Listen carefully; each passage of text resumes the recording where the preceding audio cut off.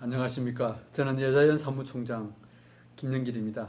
특별히 오늘 서울시 행정명령에 대한 가처분 판결 결과를 두고 우리 여자연의 예배회복위원장이신 손현보 목사님과 같이 오늘 기자회견, 여자연에 대한 기자회견을 실시하도록 하겠습니다. 먼저 보도자료, 성명서를 제가 낭독하도록 하겠습니다. 오늘 판결에 대해서는 조금 수치스럽고 또 너무 무거운 마음이기에 무거운 마음으로 이 판결문을 조용히 읽도록 하겠습니다.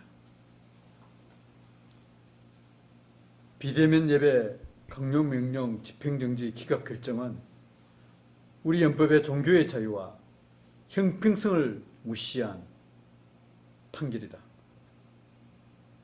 어제 서울지역교회 목회자 성도 9명이 지난 7월 28일 서울특별시장을 상대로 서울행정법원에 제기한 서울시의 대면예배 19명 제한 및 과거 방역수칙 위반 교회에 대하여 대면예배 불가 명령에 대해서 집행정지 신문이 어제 10시부터 1시간가량 진행되었다. 신문에는 여자연 대표인 김성규 변호사, 춘천지방법원 법원장 출신인 성기문 변호사 등 기독법조인들과 은평제일교회 성도님, 의료 전문기관인 경기도 의사회 회장님 등이 직접 신문길에 참석하여 변론을 통해 형평성에 어긋나고 종교의 자유를 침해하는 대면예배 19명 제한 명령 등의 잘못된 점에 대하여 충분한 자료를 제시하며 다투었다. 특히 이번 판결을 앞두고 서울의 대표적 지역교회인 명성교회, 여의도 순복음교회, 사랑의 교회, 오륜교회, 금남교회 등 서울의 대표적인 교회와 경기도의 만나교회를 비롯한 전국의 30여 개의 교회들이 직접 탄원서를 제출하며 사법부에 공정한 판결을 요청하였다. 그럼에도 불구하고 오늘 서울행정법원에서는 서울시의 대면예배 19인의 제한 명령 및 과거 방역수칙 위반 교회에 대해 대면예배 불가 명령에 대한 집행정지 신청을 기각한 것에 대하여 실망감과 안타까움을 표하지 않을 수 없다.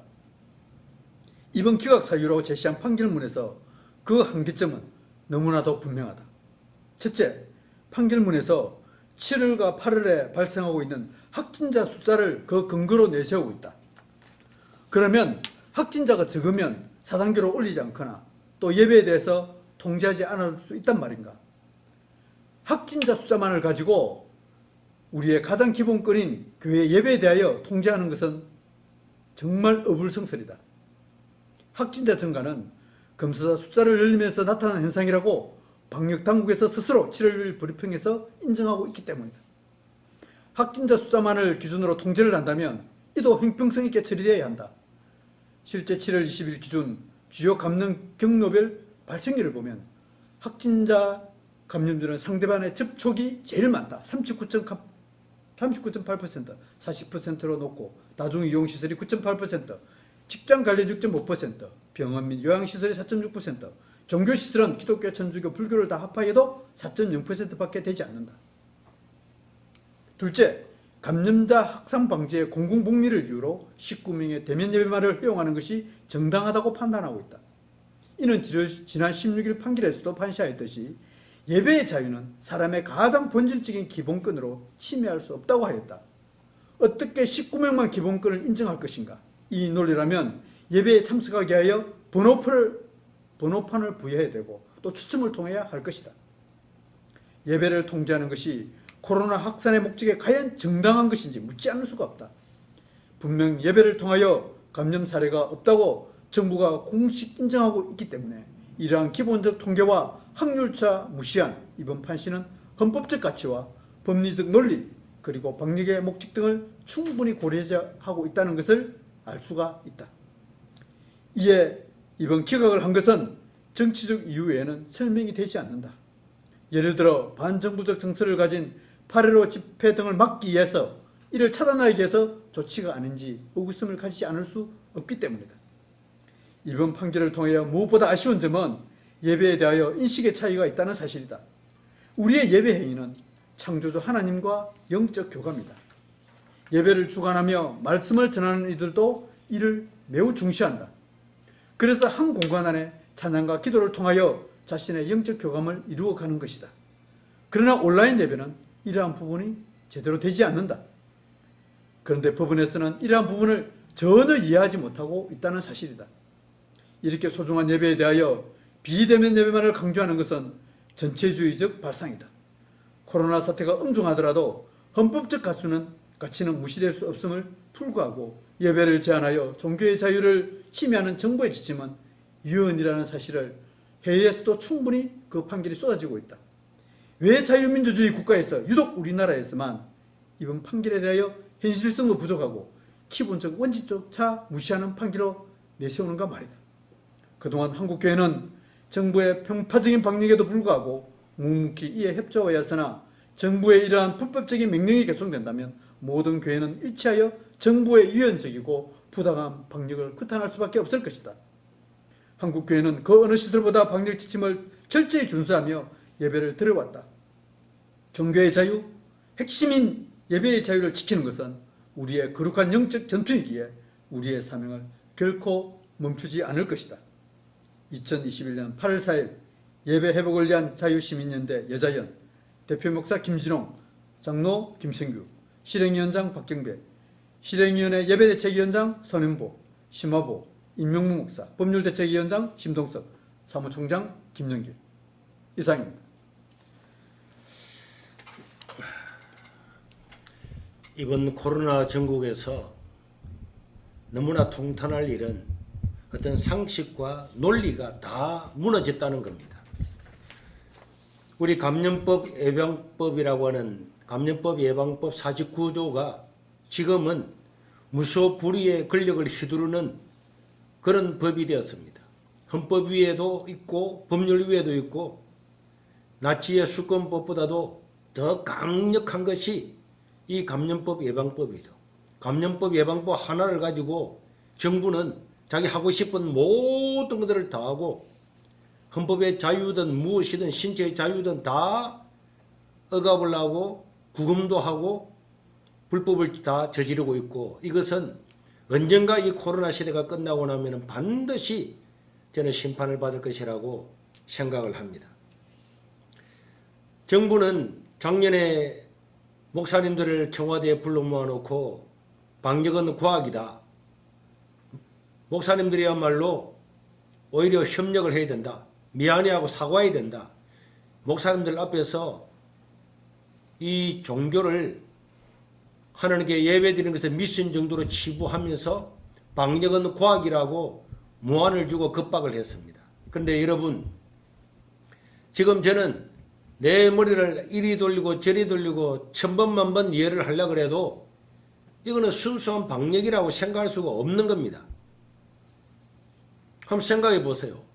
실내에는 위험하다고는 실내에는 5,000명도 들어가고 백화점, 카페, 식당 다 들어갑니다. 어린이 놀이시설, 공원 전부 다 들어갑니다. 그런데 야외에서는 1인 이상 모임을 갖지 말아라. 집회가 금지되었습니다. 여러분 상식적으로 생각해 보세요.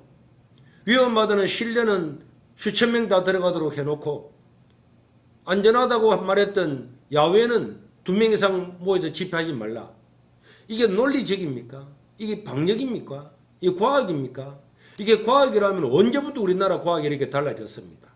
그리고 모든 다른 시설들은 문을 다 열어놓고 교회만 문을 닫았습니다. 여러분 여기서 지금 표를 보면은 지난 7월 20일 날 질병본부에서 직접 발표한 겁니다. 자, 확진자 접촉을 통해서 감염자가 생긴 게 39.8%, 40%죠. 다중이용시설 관련자가 9.8%, 직장 관련자가 6.3%, 병원 및 요양시설 관련자가 4.6%. 그런데 기독교, 천주교, 불교, 이슬람 전부 다 합쳐서 종교 관련자는 4%입니다. 논리가 있으면 한번 이야기해 보세요. 4%밖에 안 나온 교회는 문을 닫고 다른 데는 다 문을 열어놨습니다. 이게 과학입니까? 이게 방역입니까? 이걸 어떻게 수긍할 수가 있겠냔 말이에요. 자기들이 지금 2주 전에 발표한 내용입니다.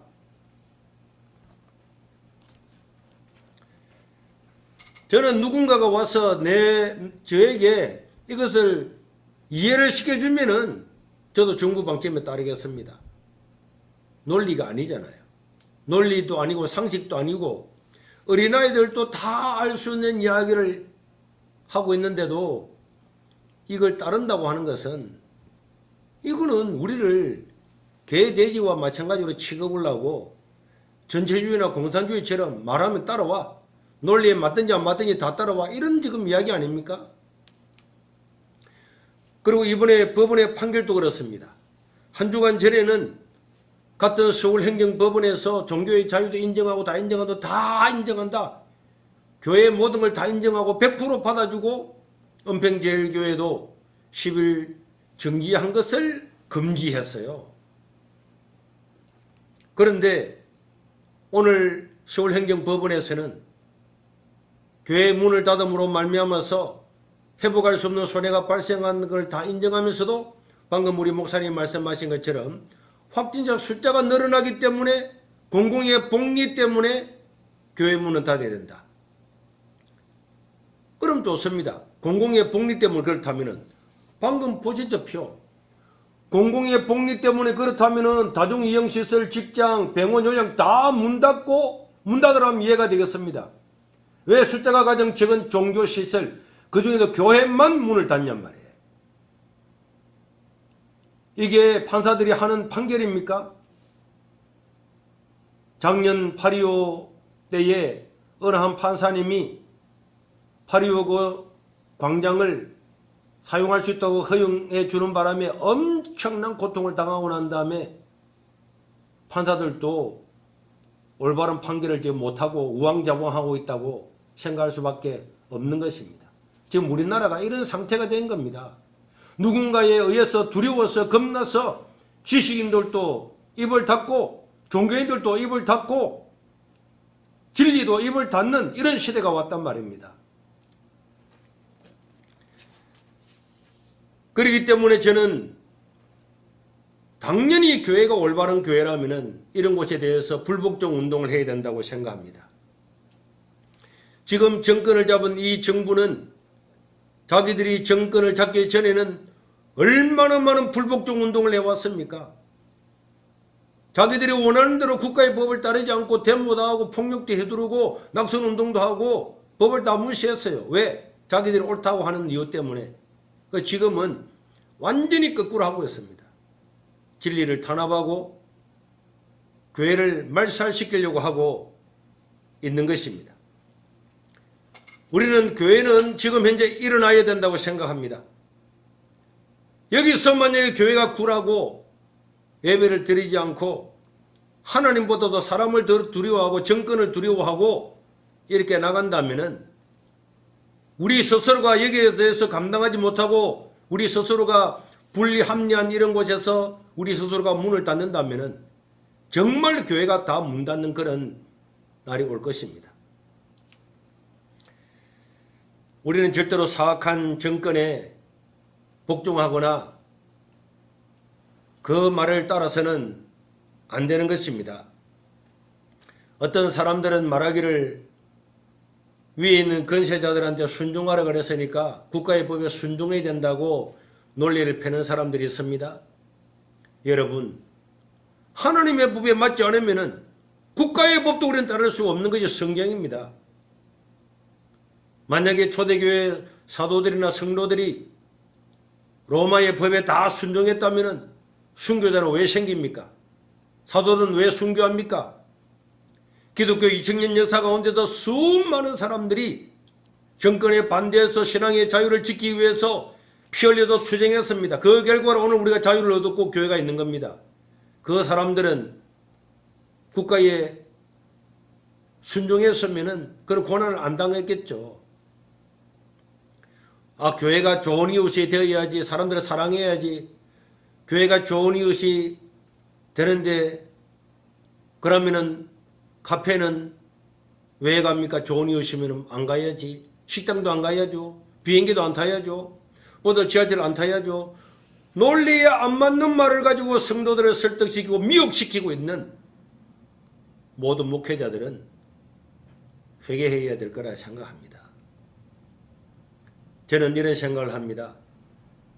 일제시대에 믿음을 지킨 사람들이 존경스럽죠. 그건 우리는 일제시대가 다 지나갔어요. 제가 태어나기 전에 일제시대가 지나갔습니다. 6.25 때 교회를 지키기 위해서 공산당에 대적하다가 순교한 사람 수도 없이 많습니다. 정말 그때의 믿음으로 한번 살았으면 영광인데, 그런데 6.25도 지나갔어요. 그리고는 70년의 세월이 흘러서 지금 코로나 전국이 왔습니다. 저는 제 양심상 이야기를 합니다. 마지막 때에 우리가 신앙을 지켜야 될 때가 왔다.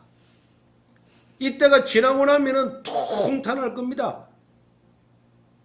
이 코로나 때야말로 하나님을 섬기는 기회입니다. 하나님을 두려워해야지 이 세상 권력이나 정부에 벌벌 떨고 교회 문도 닫고 논리지기도 않고 법률적으로도 위헌이고 직권남용이고 다 언젠가는 심판을 받아야 될 이런 것들에 대해서 우리가 하나님의 말씀을 저버리고 문을 닫는 것은 결단코 있을 수가 없습니다. 모든 한국교회가 분연히 일어나서 이런 사악한 정권의 명령을 거부해야 되는 거고, 제 개인적으로는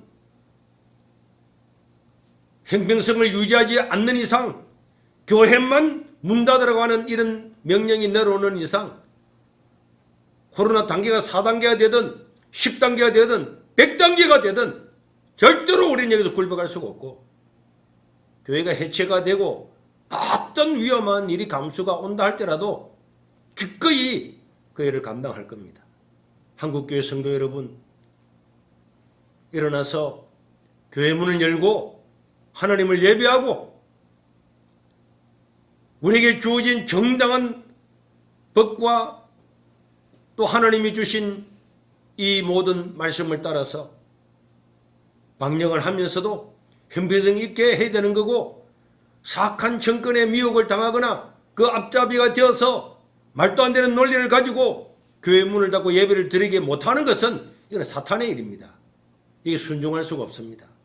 굴복할 수가 없는 거예요. 아까 운순마귀가 사악한 정권을 이용하고 권세를 이용하고 공정권세 잡은 이 것들이 다 정사, 정권 잡은 자들을 이용을 해서 지금 하나님의 백성들이 예배를 드리지 못하고 한국교회를 무너뜨리려고 하고 있는데, 이게 순종해서는 안 될 겁니다. 한국교회가 다시 한번 올바른 영혼의 눈을 떠서 하나님을 예배하고 찬양하고 회복될 수 있기를 바랍니다. 이상입니다.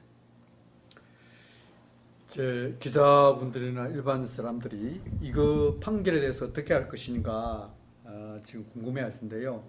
저희들 지금 법조인방에 이런 글이 올라왔습니다. 조금 소개시켜 드릴게요. 이번 판결은 대한민국 법원의 수치다. 가장 수치스러운 판결이다. 이렇게 할 정도로 이번에 참여했던 변호인들은 이번 판결에 대해서 좀 수긍할 수 없다는 이런 인상입니다.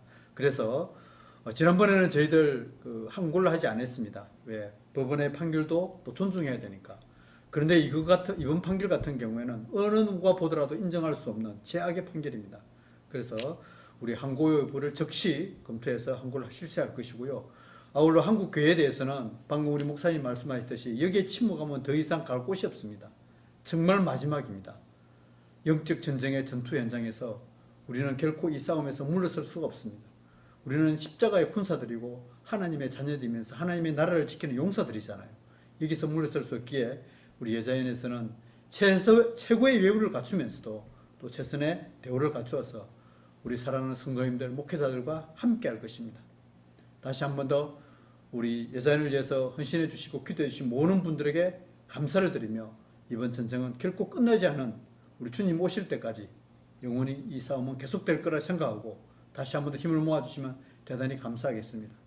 혹시 의문나는 사항이나 질문 사항이 있으면 저희 여자연 010-2733-7114로 연락을 주시면 언제든지 더 추가적 질문은 답변해 드리도록 하겠습니다. 이상 모든 기자회견 순서를 마치겠습니다. 대단히 감사합니다.